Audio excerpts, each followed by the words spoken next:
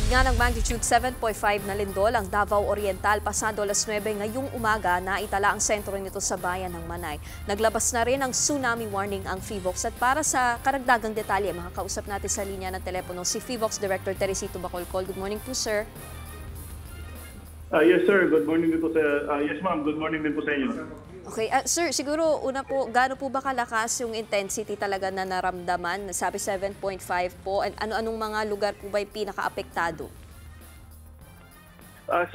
You are actually referring to the magnitude 7.5.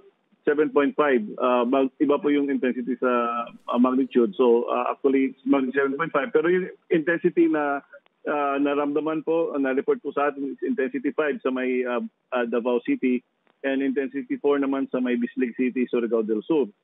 And we are expecting aftershocks, we are expecting damage, and since naka-flat yung magnitude 7.5 sa dagat, nag-issue po tayo ng tsunami warning.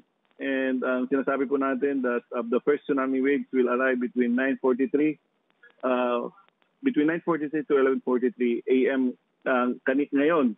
And we are strongly advise po tayo na people living along the coastal communities of Eastern Samar, Dinagat Islands, Davao Oriental, Southern Leyte, Surigao del Norte, Leyte, and Surigao del Sur to evacuate immediately to higher ground or move farther inland. Kasi po ang expected na tsunami waves natin would be around more than 1 meter.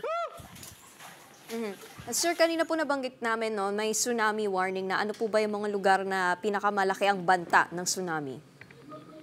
Ayun nga po, yung nabanggit ko kanina, yung Eastern Samar, Dinagat Islands, Davao Oriental, Southern Leyte, Surigao del Norte, Leyte, and Surigao del Sur.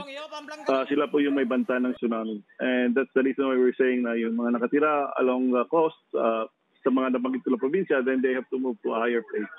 Sir, pag ganito po ba kalakas yung intensity or magnitude nung earthquake, may inaasahan din po ba tayong ground rupture considering po yung klase ng lupa sa may Davao?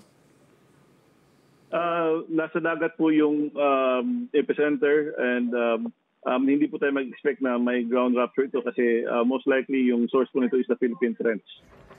Sir, so kung titingnan po natin, in the past 2 weeks, nagkalindol po sa Cebu, tapos nagkalindol din po sa La Union. So, nag-Northern Luzon, nagkaroon na rin po sa Central Visayas at now in the South. Meron po bang connection ito whatsoever? I know na magkakaibang faults po sila, but could this affect po yung binabantayan nating the big one sa Marikina West Valley Fault? Wala po silang, this will not induce or trigger the motion of the West Valley Fault. Magkaiba pong fault system sila. It's just that marami talaga tayong active faults and meron din tayong mga trenches and pwede naman pong sabay-sabay na gumalaw mga yan. Pero wala pong connection yung isa sa iba pang mga activities na iba pang active faults. Okay, so panghuli na lang po, sir, ano po bang maipapahin ninyo sa mga kapatid nating yun nga po apektado nung lindol? Okay, so kapag makadanas na sila ng strong aftershock, then they do the dock over and hold and huwag muna pumasok sa mga structurally compromised na buildings unless assessed safe or certified safe by civil engineers. Maraming salamat po sa inyong oras, PHIVOLCS Director Teresito Bacolcol. Mga kapatid, Nikki de Guzman po. Para sa pasada ng mga rumaratsyadang balita, mag-follow at mag-subscribe na sa social media pages ng News 5.